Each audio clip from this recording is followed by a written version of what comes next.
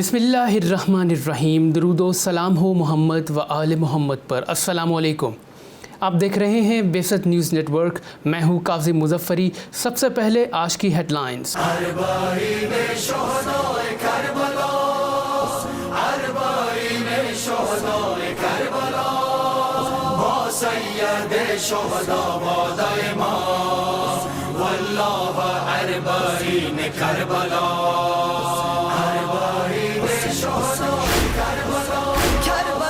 दुनिया भर में नवासे रसूल जिगर गोशे बतूल सैयदुश्शुहदा हज़रत इमाम हुसैन अलैहिस्सलाम का चहलम इंतहाई अक़ीदत व एहतराम के साथ मनाया गया।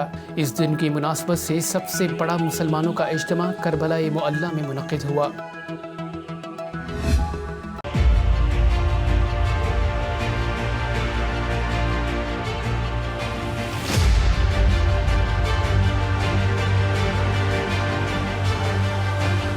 अमरीकी जनरल मार्क मेली ने कहा है कि अफ़गानिस्तान से अमरीकी फ़ौज का इनखला एक स्ट्रेटेजिक गलती थी। शुमाली कोरिया का हाइपरसोनिक मिसाइल का कामयाब तजर्बा। बरतानिया की लेबर पार्टी ने इसराइल को गासिब रियासत करार देने के हक़ में करारदाद पेश की।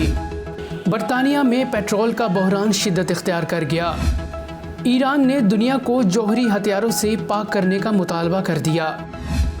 भारत में मुसलमानों के कत्लेआम पर अरब सोशल मीडिया पर भारतीय मसनूआत के बाइकॉट की मुहिम ज़ोरों शोर से जारी है। नाइजीरिया के दारुल हुकूमत अबूजा में 40 के मरकज़ी जुलूस पर हुकूमती फोर्सेस ने अंधाधुंध फायरिंग कर दी।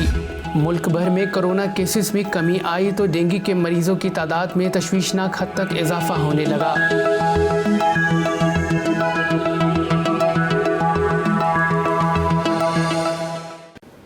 और अब कुछ खबरें तफसील के साथ। दुनिया भर में नवासे रसूल जिगर गोशे बतूल सैयदुश्शुहदा हज़रत इमाम हुसैन अलैहिस्सलाम का चहलम इंतहाई अक़ीदत व एहतराम के साथ मनाया गया।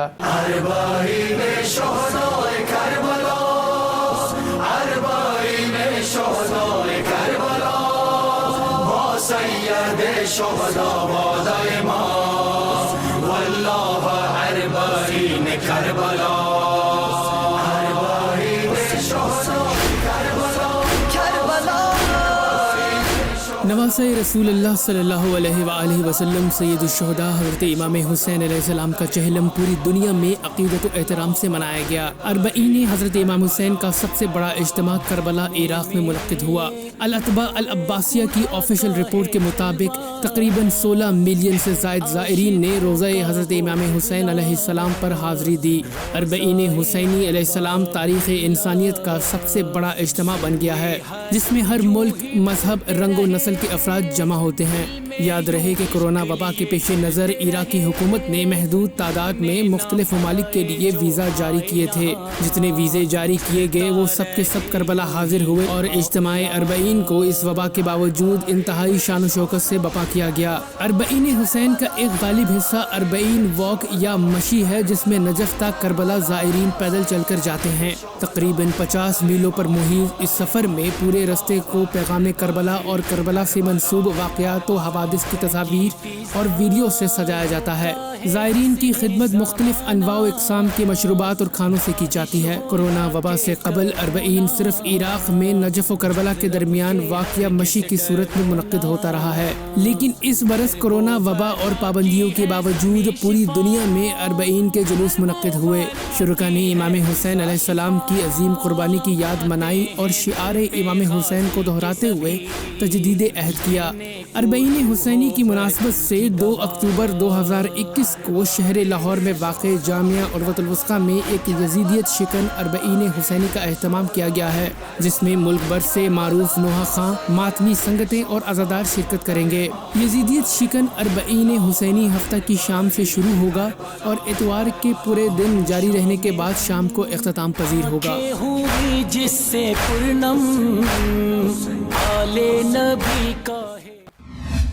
अमरीकी जनरल मार्क मेली ने कहा है कि अफ़गानिस्तान से अमरीकी फ़ौज का इनखला एक स्ट्रेटेजिक गलती थी।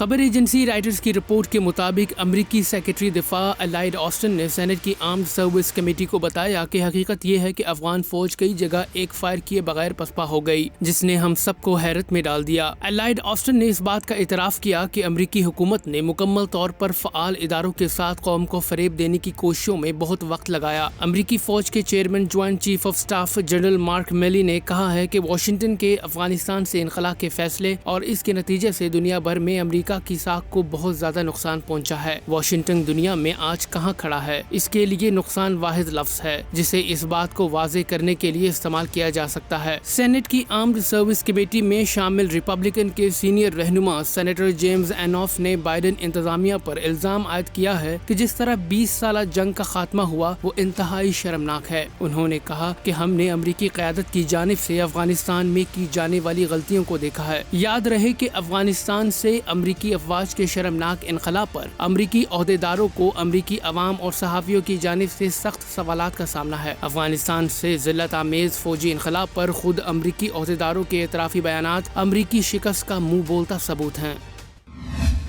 شمالی کوریا کا ہائپر سونک میزائل کا کامیاب تجربہ۔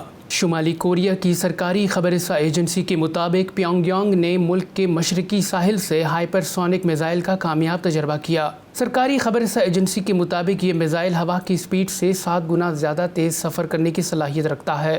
اس تجربے سے شمالی کوریا کی دفاعی صلاحیتوں میں مزید اضافہ ہو جائے گا۔ خیال رہے کہ اس ماہ کے دوران یہ شمالی کوریا کا تیسرا میزائل تجربہ ہے۔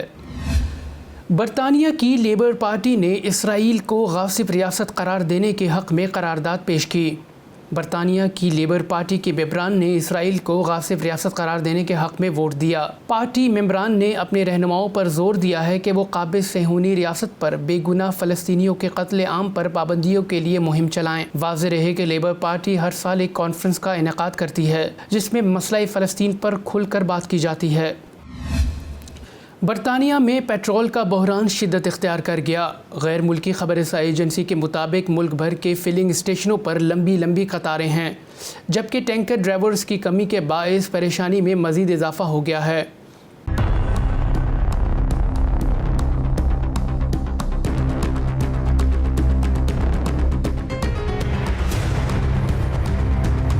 غیر ملکی خبر رساں ایجنسی کے مطابق برطانیہ میں پیٹرول کا بحران شدت اختیار کر گیا۔ ملک بھر کے فلنگ اسٹیشنوں پر لمبی قطاریں ہیں، جبکہ ٹینکر ڈرائیوروں کی کمی کے باعث پریشانی میں مزید اضافہ ہو گیا ہے۔ دوسری جانب لوگ ضرورت سے زیادہ پیٹرول خرید رہے ہیں، جس کے باعث طبی عملے، پولیس اور اساتذہ کو پیٹرول کے حصول میں شدید مشکلات پیش آ رہی ہیں۔ خیال رہے کہ بھاری سامان کی ترسیل پر موجود 30,000 ڈرائیوروں کو کورونا کا مثبت ٹیسٹ آ گیا ہے۔ پیٹرول بحران نے برطانیہ میں اخلاقی بحران کو بھی بے نقاب کر دیا ہے۔ سوشل میڈیا پر وائرل ہونے والی ویڈیو میں دیکھا جا سکتا ہے کہ مرد و زن پیٹرول کے لیے ہاتھا پائی کر رہے ہیں۔ ویڈیو میں مزید دیکھا جا سکتا ہے کہ مارنے والے خواتین کا احترام بھول گئے ہیں اور ان کو زد و کوب کا نشانہ بنا رہے ہیں۔ اسلام میں عورت کے مقام و احترام پر سوال اٹھانے والے خود کس طرح اپنی عورتوں کے ساتھ پست اخلاقی و انسانی اقدار روا رکھے ہوئے ہیں۔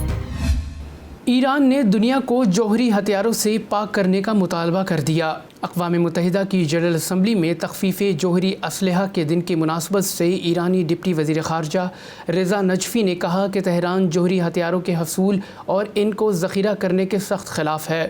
انہوں نے دنیا کو باور کرایا کہ دنیا کو جوہری ہتھیاروں سے پاک کرنا عالمی برادری کی سیاسی اور اخلاقی ذمہ داری ہے۔ رضا نجفی نے عالمی طاقتوں سے مطالبہ کیا کہ وہ اپنے جوہری ہتھیاروں کو تلف کر کے دنیا کو امن کا پیغام دیں تاکہ باقی دنیا کے لیے ایک مثال قائم ہو۔ بھارت میں مسلمانوں کے قتل عام پر عرب سوشل میڈیا پر بھارتی مصنوعات کے بائیکاٹ کی مہم زور و شور سے جاری ہے۔ بی بی سی کی ایک رپورٹ کے مطابق بھارتی ریاست آسام میں مسلمانوں کے قتل عام پر عرب ممالک میں بھارتی مصنوعات کے بائیکاٹ کا مطالبہ کیا جا رہا ہے تاکہ بھارت کو مسلمانوں کا قتل بند کرنے پر مجبور کیا جائے۔ سوشل میڈیا پر #انڈیا مسلمانوں کا قاتل ٹاپ ٹرینڈنگ میں رہا، جس میں بھارت پر نسل کشی کا الزام لگایا گیا ہے۔ نائجیریا کے دارالحکومت ابوجا میں 40 کے مرکزی جلوس پر حکومتی فورسز نے اندھادھند فائرنگ کر دی، جس کے نتیجے میں 8 عزادار شہید جبکہ متعدد زخمی ہو گئے۔ نائجیریا کی اسلامی تحریک کا کہنا تھا کہ جلوس کے شرکاء پرامن طریقے سے 40 واک میں شریک تھے کہ اچانک سیکیورٹی فورسز اور پولیس نے عزاداروں پر آنسو گیس کی شیلنگ کی اور ربڑ کی گولیاں برسائیں۔ خیال رہے کہ نائجیریا میں 40 کے جلوس کا انعقاد اسلامک تحریک کرتی ہے جو گزشتہ کئی سالوں سے حکومتی فورسز کی بربریت کا شکار ہے۔ ملک بھر میں کرونا کیسز میں کمی آئی تو ڈینگی کے مریضوں کی تعداد میں تشویشناک حد تک اضافہ ہونے لگا۔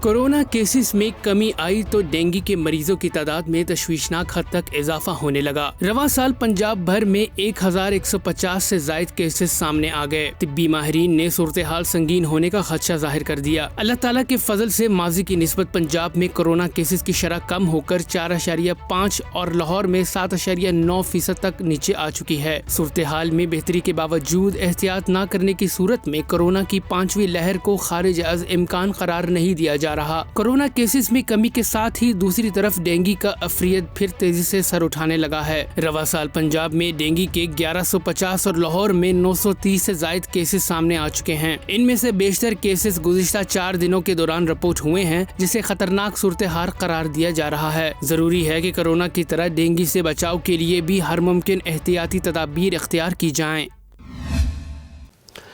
ترکی نے کہا ہے کہ وہ افغانستان کو انسانی امداد فراہم کرے گا۔ اس حوالے سے افغان طالبان کے ساتھ سفیر کی سطح پر بات چیت ہوئی ہے۔